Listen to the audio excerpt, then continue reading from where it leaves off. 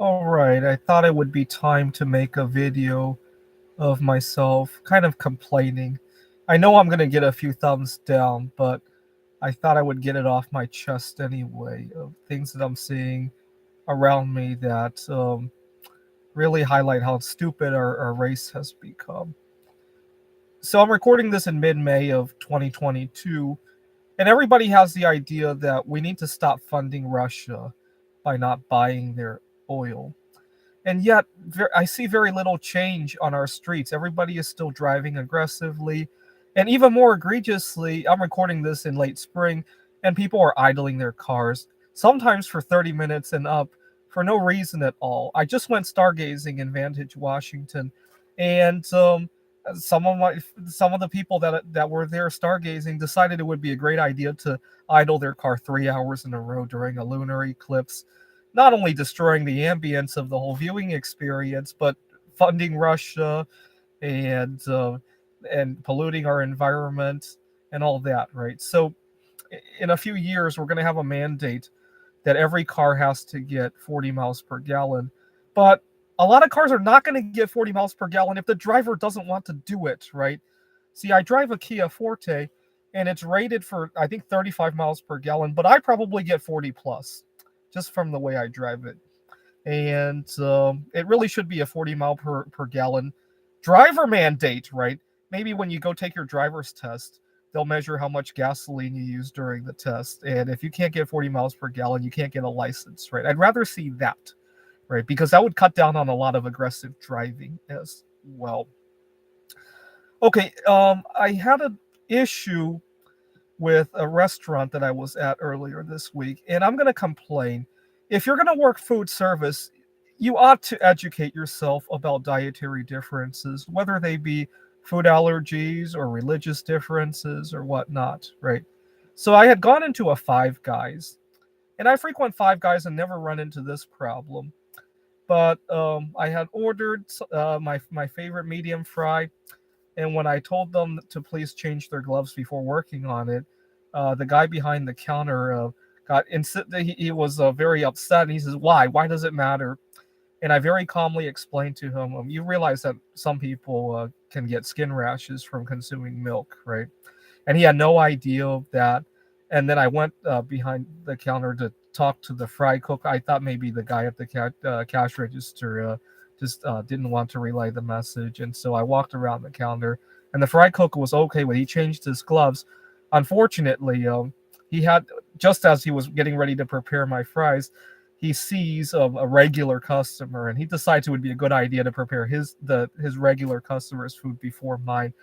And so now I have to tell the and I got so frustrated. I just went back to the cash register. I said, just give me a refund. I apologize that maybe some of these people are not. Some of you guys could be more well versed on food allergies, but in the back of my mind, I'm thinking that if you're not willing to learn about food allergies, maybe you ought to be in a different line of work. That's my opinion. That's my opinion on that. I'm not shy. If I went to a sit down restaurant, I'm not shy about not tipping well when people take offense by issues like that, right? I'm not shy about walking out of places. I've done that before. Uh, where it really causes me a lot of grief is when I go in for a job interview and I have to explain, and they take me to a meal. Fortunately, during the pandemic, that hasn't been much of a problem.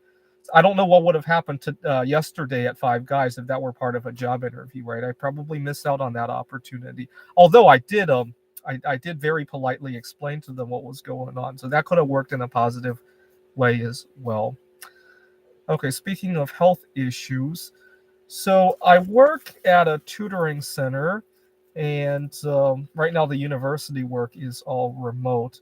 But at the tutoring center, it's now optional to wear a mask, right? And sometimes you have kids who are still very fearful about COVID, and they'll when they see a kid without a mask, they'll literally run like they saw a ghost, right? And then later on, I see these kids eating stuff that is not exactly good for their immune system, right? And in my back of my mind, I'm thinking, gee, you're going to expose your entire immune system, and then worry about a piece of cloth over somebody's face, right? It just reeks of priority issues, right? not everybody who is single is looking for somebody, right? So I often hesitate on explaining because I go to a lot of events and people talk about why I don't bring a partner there, and so I'll use the word solo sexual. I generally try not to use the word single, because think about it this way, right? You don't, let's say you're at a workplace that you're the only one who's single out of the whole group, and somebody might say or think, right? They usually don't say it out loud. Hey, you're single. Why don't you take these odd shifts, right? Because your coworkers need to take care of family. Your coworkers need, um, they got family members with COVID problems. Their kids have no school to go to. That kind of still flows in our society, right? But to say somebody is solo sexual and they should do that doesn't flow very well, right? You would never to say because somebody is homosexual or pansexual that they need to do things in a certain way, right? Now, if you manage people at work, you ought to realize that not everybody enjoys their home life in the same way, right? So, for example, uh, I've been working at the university for a little bit over 4 years now, but during my time there, every time I decided to take time off, take a vacation, go to a lunar eclipse, people were very hostile to that. It was like, another one of those trips. And because it wasn't the kind of trip that my colleagues were familiar with, right? In their mind, vacation means New York, it means Las Vegas, it means New Orleans. And so last year, I got so fed up. I decided to go to Las Vegas just so I could say that, I did it. And I went to Las Vegas and I had the worst time of my life. Everything that could have went wrong during that trip went wrong, but at least I checked it off. And I told my colleagues, see, not for me. I mean, I'm glad you guys enjoyed it. And then I went off to Phoenix and I had the best time of my life, right?